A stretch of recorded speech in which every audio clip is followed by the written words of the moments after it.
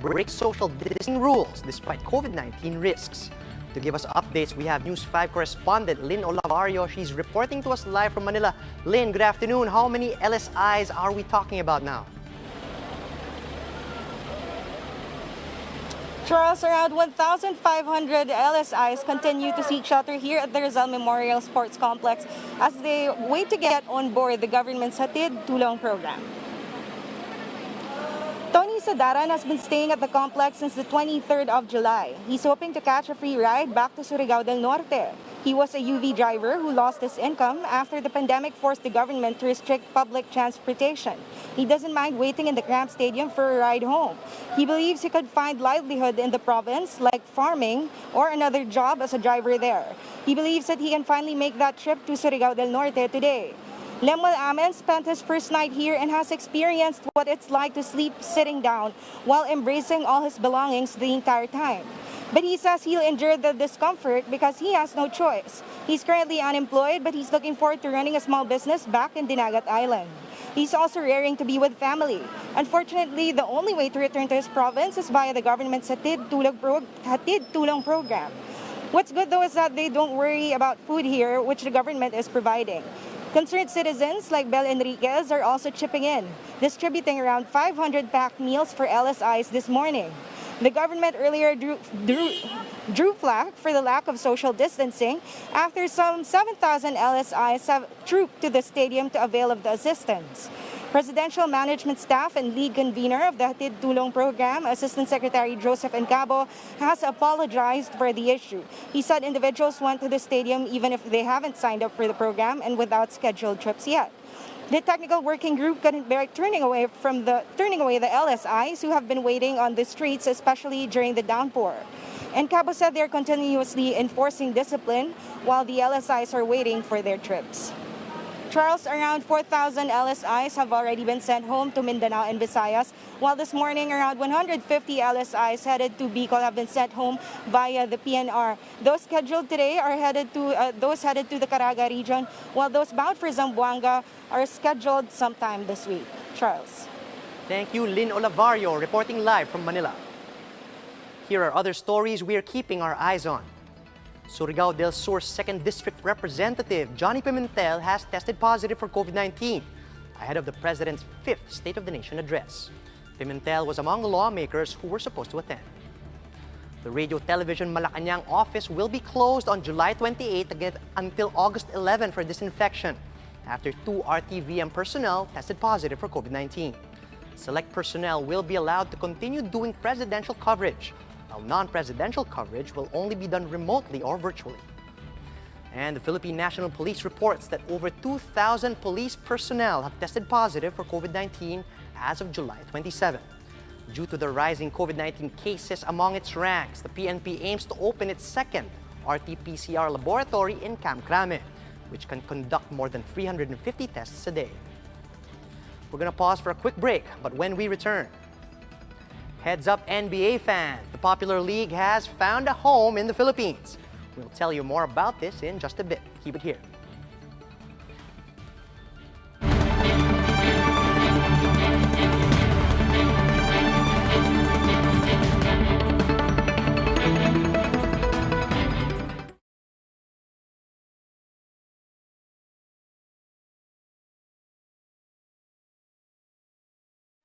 Wait lang. Ano, ngayon lang, ilang segundo?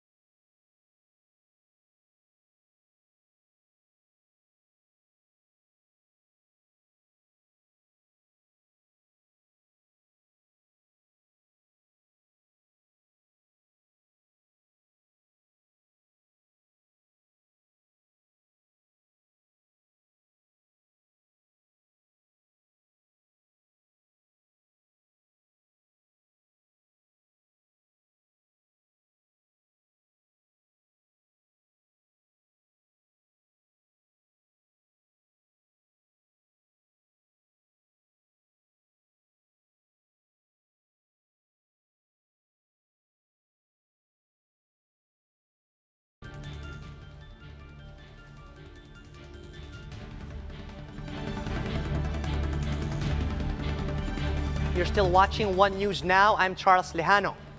At exactly 10 a.m. this morning, the Senate resumed its second regular session, still under the 18th Congress. A total of 23 senators were present. 17 were able to physically attend the session, while 6 were tuned in virtually. The session was short, with Senate President Tito Soto delivering a speech emphasizing the need to pass laws to respond to the COVID-19 crisis. To give us the latest, we have News 5 correspondent Mean Los Baños. She's reporting to us live from Pasay City. Mean, good afternoon. Good afternoon, Charles. In this morning's resumption of the session, the mood was far from the usual festive and happy reunion of the senators. The lawmakers of the upper chamber also all came in the plenary wearing masks and sat down on their tables with acrylic dividers. Senators strictly observed physical distancing even during the photo ops. The session lasted for less than an hour. Senate President Soto laid down the upper chamber's plan, especially during this time when the world is on fire, as he claimed. Soto said the Senate is aware of its duty to stand as vanguards in the national health crisis. The Senate leader reported that in the last regular session, the Senate was able to approve COVID-related legislations, which are now being implemented by various government agencies. And through their oversight powers, he said the Senate will make sure that the programs laid out follow the law to the letter and that transparency in the handling of funds is observed. Soto said he will be very willing to lead his colleagues in crafting a holistic agenda in the second regular session. Included in their legislative concerns is to upgrade and improve the digital highway in support of various communication and online transactional needs. They would also support programs that will help the education sector migrate to more plausible learning platforms. In the end, the Senate President promised to save lives and revive the economy. As to the question, Charles, whether charter change is included in the priority agenda, Soto said he cannot see any reason why it should take priority now. House lawmakers have been pushing to tinker with the Constitution. He reiterated that the priority of the upper chamber is to help resolve the crisis brought by the pandemic. Charles, Senate President Soto also included in the priorities of the Senate about the investigation or inquiries to be held on different controversies, including the deaths in the Bucor and also the alleged massive corruption in the PhilHealth, which will start this week or next week, Charles. Thank you, Mean Los Baños. And basketball fans, the long wait is over. The NBA is coming home to Signal. You heard it right, Signal is now the broadcast partner of the NBA. Subscribers with Plan 520 and up can watch the game 24/7 on NBA TV Philippines. That's channels 96 and 262. You can also catch select games on One Sports every Monday and Friday. And a few NBA games will also air on TV5 during the weekend. Catch the Lakers and the Clippers go head-to-head on Friday. Signal TV and TV5 President and CEO Robert Galang said cementing the partnership with the popular league is in line with the channel's aspiration of delivering the best sports content as the go-to channel for sports. Signal TV First Vice President and Head Marketing Guido Saballero adds that the contract includes all of the games remaining this season to be played in Orlando and 3 more seasons after that, with the next one planned to start by December. For more updates, follow News 5, the Philippine Star, and Business World online. Visit our website, onenews.ph, for more in-depth analysis. And you can also catch One News on the Signal Play app. Register for a free account at www.signalplay.com and stream One News live anytime, anywhere. I'm Charles Lejano. We are One News.